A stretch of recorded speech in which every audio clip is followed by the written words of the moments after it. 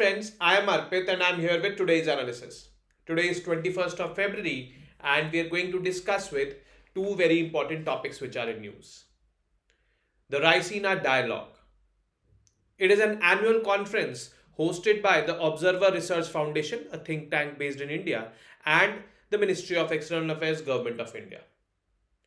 The aim is to discuss on geopolitical as well as geoeconomic issues. Head of the states, head of the government, ministerial rank people, members from the NGO and other think tanks all across the world, they are invited. This year from 21st till 23rd of February, this is being conducted with the theme of Chaturanga. Chaturanga stands for conflict, contest, cooperate and create. The 4 C's will be discussed in these 2 days in the Raisina Dialogue of 2024. The Greece Prime Minister has been invited as the chief guest to this particular dialogue. And the next is this Indian economy, a review, the series which we are going through. Human resources is what we are going to discuss today in this particular series. And this is a very crucial topic because a lot of schemes and how they have been performing, that will be covered in this particular topic. So let's get started with the Raisina Dialogue first. This Raisina Dialogue basically will be held from 21st of February, that is today, till 23rd of February, that is day after tomorrow. And the Delhi-based think tank Observer Research Foundation, ORF, in partnership with Ministry of External Affairs, Government of India, they are hosting this particular dialogue. Greece's Prime Minister, Mr. Kyriakos Mitsotakis, will also join the inauguration session as the chief guest. So he has been invited as the chief guest to this year's Raisina Dialogue. Now Greece is becoming geostrategically very important for India. Actually, Greece had also conferred the prestigious award, means the highest civilian honor of Greece was, given to our Prime Minister last year, that is in 2023. So when he visited Greece, our Prime Minister, so a lot of deals were also struck by him with Greece because Greece stands at a very geostrategic location of today, which is basically the gateway towards Mediterranean Sea and Europe further. So we need to increase our presence over there as China's presence has been increasing in countries like Greece, Egypt, Turkey and all. So we are going to be there and we are going to increase our cooperation with Greece in the times to come. This clearly reflects this. Now, what is this Raisina Dialogue? Basically, you might have known till now that it is an annual conference on geopolitics and geoeconomics. Now, in this conference, multiple, I would say, challenging issues faced by the world, they are discussed. It takes place in New Delhi every year and is attended by people from political, business, media and civil society backgrounds. Now, as per the website of ORF, this is the dialogue that is structured as a multi-stakeholder, cross-sectoral discussions involving heads of the states, cabinet ministers and local government officials who are joined by thought leaders from the private sector, media and academia. So multiple people are there participating in this, from the government to the non-government, everyone. This year's theme, as already discussed, Chaturanga. Chaturanga is basically the name given to 4 C's. That is conflict, which is plaguing the world right now. Russia-Ukraine going on since the past 2 years now, we can say. Tomorrow, that is February 22, is going to be the second anniversary of that Russia-Ukraine conflict which started. Another conflict which has also started is in the West Asia, Israel and Hamas. We also know about this. And these two conflicts are definitely having an impact on geopolitics as well as geoeconomics. Contest in itself is not bad. Positive contest is there, definitely it is good. But if negative contest is there, then that is bad, and that is happening all across the world, which is, hampering the growth of many countries. Then cooperate. Cooperate is the key to succeed. Remember when we hosted the G20 summit, Vasudev Kutumbakam. The world is one family. In family we do cooperate. One earth, one family, one future. We need to collectively fight, cooperate with each other and fight the common enemies like global warming, climate change and such like. So we need to cooperate. That is the key. And next is create. Create some solutions to the ongoing problems the world is facing right now. Multiple problems the world is facing: global warming, climate change, the war, geopolitical tensions. All these are there. Supply chain disruptions, new and new diseases are popping up, poverty, hunger, malnutrition. These are basically the problems which are being faced by, I would say, many people all across the world. So we need to create solutions for those problems, and we need to cooperate to create these solutions. We don't need to, contest with each other in a negative way, and definitely we do not have to, conflict with each other. This is how these four C's are created. I've taken them backward. Now, coming to this, during this 3-day conference, the participants will engage with each other over 6 thematic pillars. These include tech frontiers, regulations and realities in these tech frontiers which has to be included. Peace with the planet, invest and innovate. War and peace, armories and asymmetries, that has to be addressed. Decolonizing multilateralism. Multilateral bodies are, they are dominated by the Western countries. So we need to decolonize them. We need to make them more inclusive, more, I would say, free and open. The post 2030 agenda. Now, till 2030, we have multiple things like SDGs or I would say INDCs, which have been submitted by the country. But post 2030, what do we need to think? What do we need to adopt? Or what is the path we need to walk upon? So that is being discussed among multiple countries, and since this is a think tank, ORF, that will also be thinking about that what should be the post 2030 agenda look like, and then definitely the global body United Nations will adopt it somewhere around 2028-29. That is, this is our post 2030 agenda, and we need to walk this path. So it will take inputs from multiple, I would say, think tanks all across the world, and that is why ORF is putting this also as an agenda. Defending democracy, society and sovereignty. The press release of this Raisina Dialogue, this declared that this will be there. Who will attend the Raisina Dialogue? There will be over 2,500 participants from across 115 countries will be joining the conference in person. The dialogue is expected to be viewed by millions across the world on various digital platforms. The participants include ministers, former prime ministers, presidents, military commanders, technology leaders, academics, journalists, scholars on strategic affairs, and experts from leading think tanks. All these people are going to attend the Raisina Dialogue. So let's see what are going to be the discussions. Obviously, since this is a think tank, though, nothing will be legally binding, whatever is discussed. But yes, it can definitely help in shaping the, I would say, policies of the respective governments which will be attending this particular summit or this particular, event. So let's see, we will be covering if anything substantial happens. Next is the Indian economy, a review of the Indian economy. This is a series which we have undertaken, and we are into the second chapter of this series, which is the last chapter. And in the second chapter, we've seen that 4 blocks which have been identified in this chapter, that our domestic economy already covered day before Saturday's video. Macroeconomic stability, yesterday's video already covered. We are going to undertake human resources today.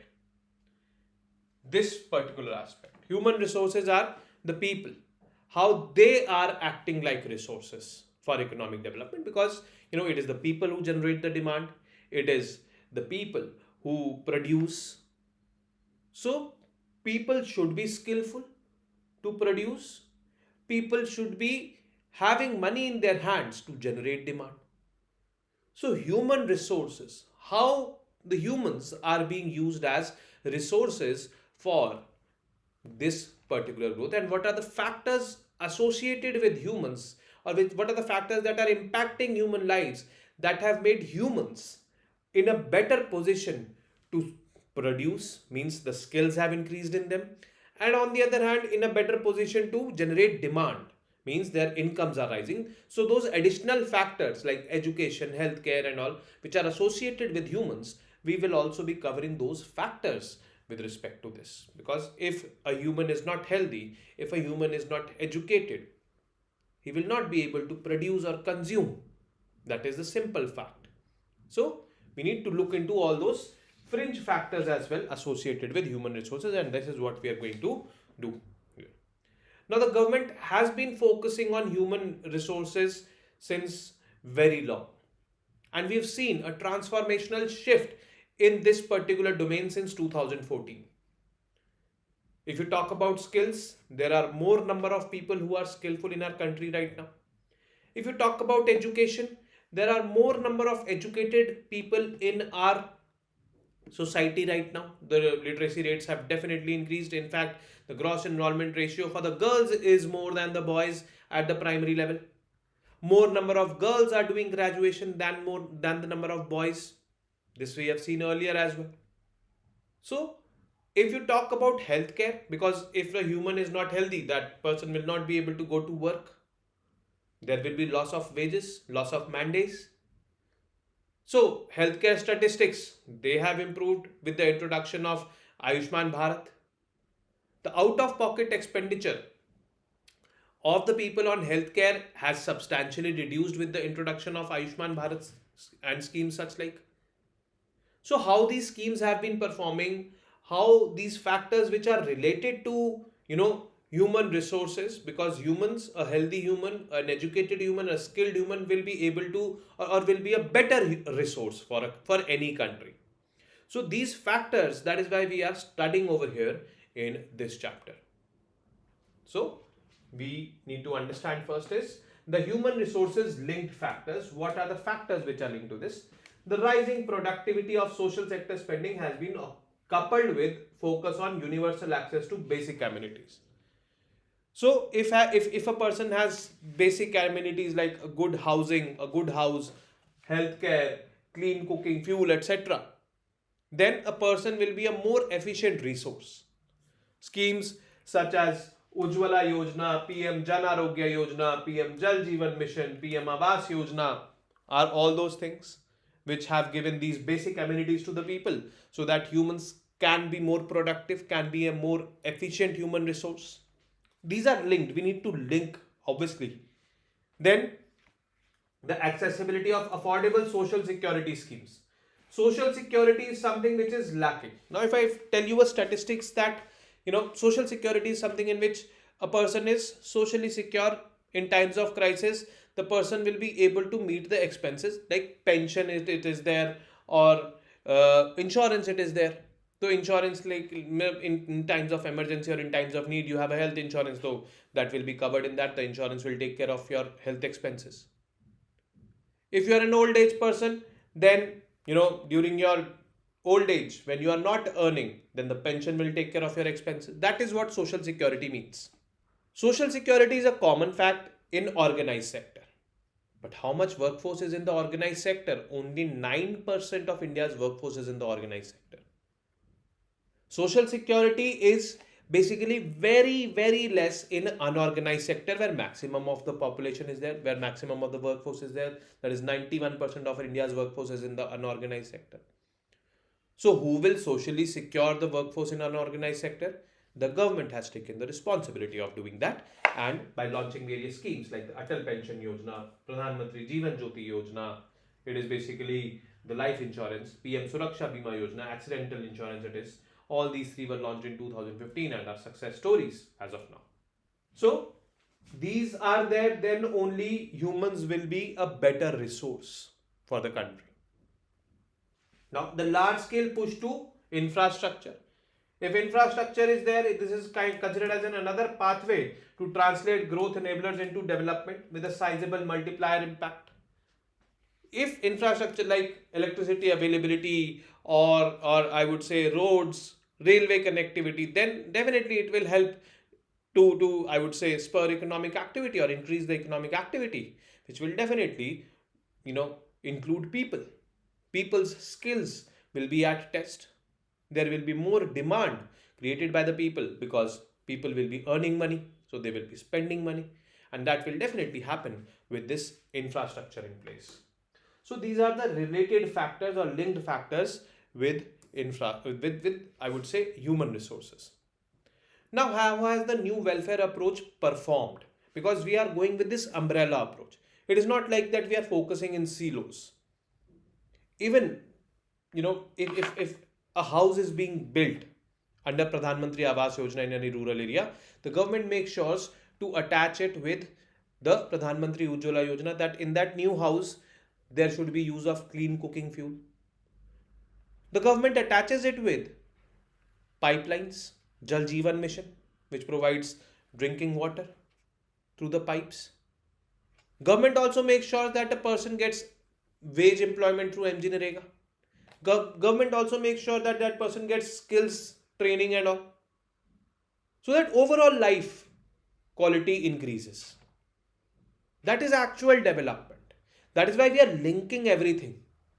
And if we do not follow this umbrella approach, then definitely things will not, I would say, be more impactful. We need to understand this. And we also need to, as future bureaucrats, you need to adopt this thing. Acha, ghar bana diya, you made the house, that is it. No. You have to make sure that all the amenities are available. You have to make sure that the person is skilled so that quality of life becomes better. That is the main aim. By merely providing the house, no, quality of life will not be better. So it is like this. Now, according to Niti Aayog, this multidimensional poverty index, 13.5 crore Indians escaped multidimensional poverty between 2015-16 and 1921. This was the time when the first multidimensional poverty index report was released, and second is released last year 2023, and this data contains 2019 to 21. And more reduction of poverty happened in rural India. That is why rural India is the driver in this particular trend. So definitely the schemes are working. The humans are becoming better resources because they are coming out of poverty also. They don't have to think about their medical expenses because of Ayushman Bharat. They don't have to think about their nutritional needs because of the schemes like National Food Security Act or Garib Kalyan Anna Yojana. Or they don't have to think about drinking water because water is available. Women don't have to go to places to fetch water. Water is directly available in their homes. In fact, women can participate in labor force and invest that time over there in earning something. So like this, things are happening. The National Family Health Survey data for 2019-21 shows a consistent rise in access to electricity, drinking water, sanitation, clean fuel, etc. National Health Accounts data shows a consistent decline in out-of-pocket health expenditure. Out-of-pocket health expenditure means what you are spending from your pocket to meet your healthcare needs. Now your expenditure on meeting your healthcare needs is taken care by Ayushman Bharat Yojana. It has reduced from 62.6% of the total health expenditure in FY15 to 47.1% of the total health expenditure in FY20. Now, other significant improvements include decline in the maternal mortality ratio from 130 per lakh live births in 2014-16 to 97 per lakh live births in 2018-20. Female gross enrollment ratio in higher education overtaking the male gross enrollment ratio since financial year 18, etc.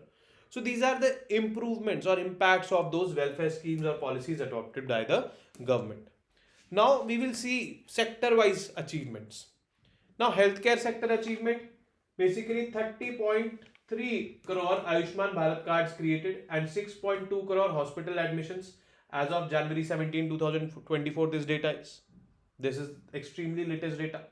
More than 1.6 lakh primary healthcare facilities upgraded to Ayushman Arogya Mandir, erstwhile Health and Wellness Center. Actually, Ayushman Bharat Yojana comprised of two sub-components. First was basically Jan Arogya Yojana and second was Health and Wellness Centers. So, the primary and secondary sector healthcare is free of cost in Health and Wellness Care Centers. Jan Arogya Yojana provided the insurance. Sorry, not secondary is here, only primary healthcare centers are there in Health and Wellness Centers.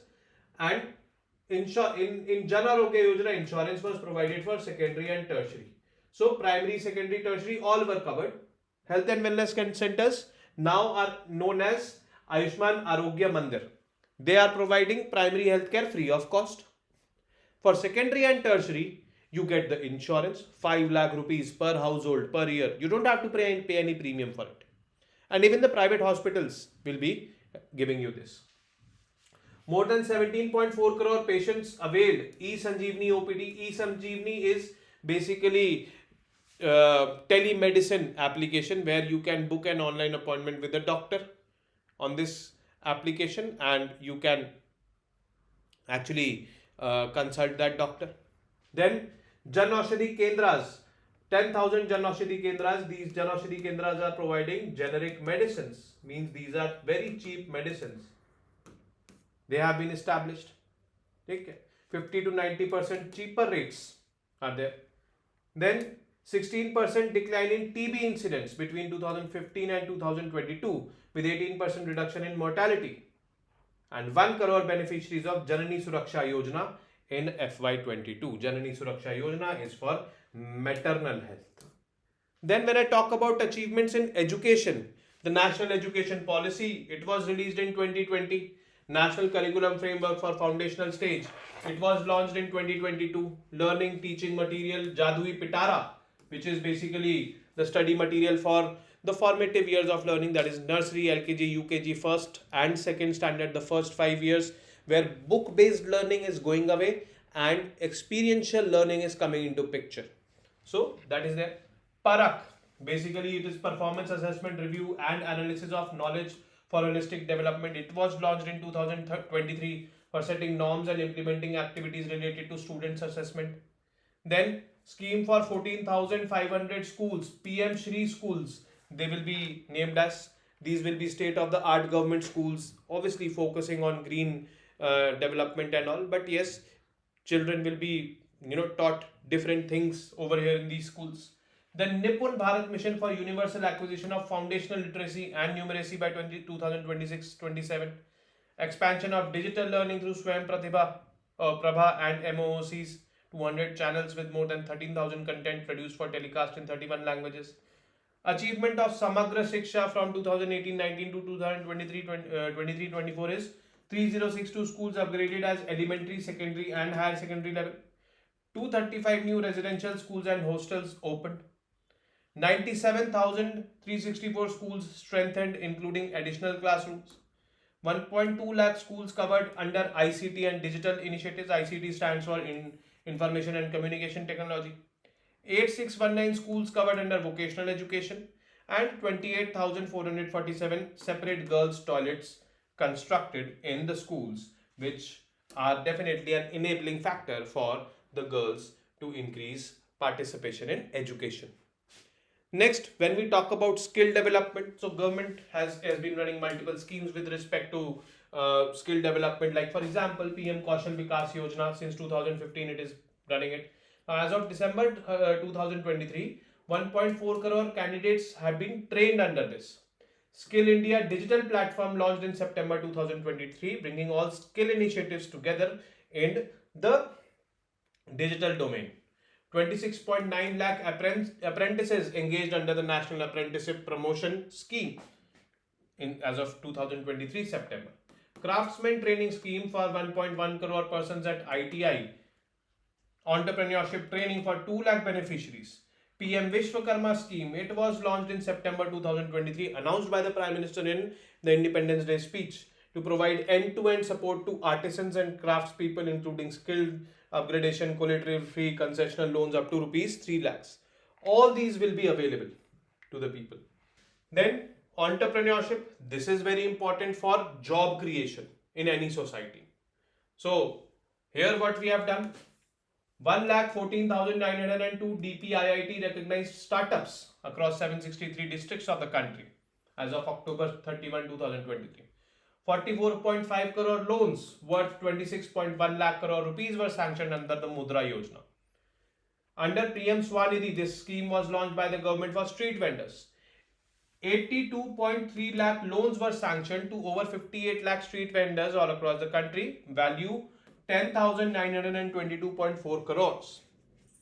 Under Deen Dayal Arogya Yojana, National Rural Livelihood Mission, 9.5 crore women, Deen Dayal Antyodaya Yojana, National Rural Livelihood Mission, 9.5 crore women mobilized into 87.5 lakh self-help groups under this particular DAY NRLM as of December 2023. Under Stand Up India, 2.1 lakh loans have been sanctioned, of which 84% have been sanctioned to women entrepreneurs as of November 2024-23. Under this Stand Up India scheme, SC and ST community, they will be getting loans and priority will be given to women. That is why 84% have been sanctioned for women loans under this Stand Up India scheme. Basic amenities and social security. This is again important. 11 crore toilets, 2.3 lakh community toilets were constructed under Swachh Bharat Mission Gramin. 10.8 crore households provided tap water connection under Jal Jeevan Mission. PM Awas Urban and PM Awas Gramin, 79 lakh in PM Awas Urban, 2.5 crore in PM Awas Gramin. These were constructed for the poor in the last 9 years.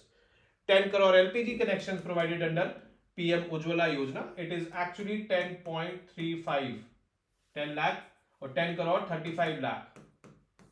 These are the connections which have been provided. 21.4 crore rural households electrified under Saubhagya since 2015. 4.5 lakh common service centers set up in rural Indias under Digital India Mission. When I talk about social security, 51.4 crore accounts opened under PM Jan Dhan Yojana. 18.5 crore and 41 crore enrollments under PM Jeevan Jyoti Yojana and Suraksha Bima Yojana. These are, I would say, social security schemes, the pension schemes and the insurance schemes. Atal Pension Yojana, total subscriber base has risen to 6.1 crore as of December 31, 2023, and assured pension for 49.7 lakh unorganized workers enrolled under PM Shram Yogi Mandhan Yojana as of December 31, 2023. So this is how the government is ensuring social security of the people, especially who have been working in the unorganized sector. So these figures are definitely important for you to understand the things that how these schemes are performing, as well as you can mention, if you can memorize these, you can mention them in your answers. And last is this women participation in labor force. So we have basically 2 or 3, I would say, parameters over here. First is labor force participation rate. Labor force participation rate is basically those people who are working or who are willing to work, finding the jobs. They are considered as part of labor force participation rate. They want to participate or they are participating. Okay, out of the total population. Then WPR is worker population ratio. Actually, the people who are participating, not seeking, but those who are employed participating is called as worker population ratio. So worker population ratio will always be lower than labor force participation rate, because there will be certain people who will be seeking jobs presently, not able to find them. So that is why you see this is always greater than labor force participation rate will always be more than worker population ratio, because this is the actual people who are working. Labor force participation rate is those who are working plus seeking the jobs. UR is unemployment ratio, those people who are unemployed. So here for the males, if we see, I'll just compare rural plus urban combined. Okay. The LFPR for males was 75.8%, means 75.8% rural plus urban males who are seeking to work or working out of the total male population is 75.8. It increased to 78.5. Then 71.2 was the worker population ratio. 76 is the worker population ratio. It has also increased. Unemployment rate has reduced from 6.1 to 3.3% when we talk about males. Then here for females, this is important. Labor force participation rate has increased from 23.3% to 37%. 22% is worker population ratio for females. This has also increased 35.9. When I talk about rural areas, there also worker population ratio has increased from 23.7 to 40.7. Labor force participation rate from 24.6 to 41.5. In urban areas, so definitely we know it will increase for women. But the main concern is rural areas, so it is increasing over here also. Unemployment ratio for them is declining. And if we see the combination of this, male plus female, any person, It is 49.8% labor force participation rate. It has increased to 57.9. 46.8% is worker population ratio. It has increased to 56. And unemployment rate reduced from 6 to 3.2%. So unemployment rate has reduced substantially.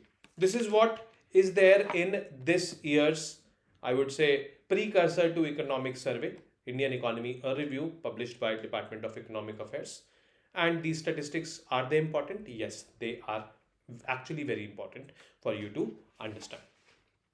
So with this, we've ended today's session. I will be meeting you tomorrow now with more such informative news pieces. Till then, you guys very well know what to do. Keep studying, keep reading, keep writing, and most importantly, keep revising. Namaste. Jai Hind.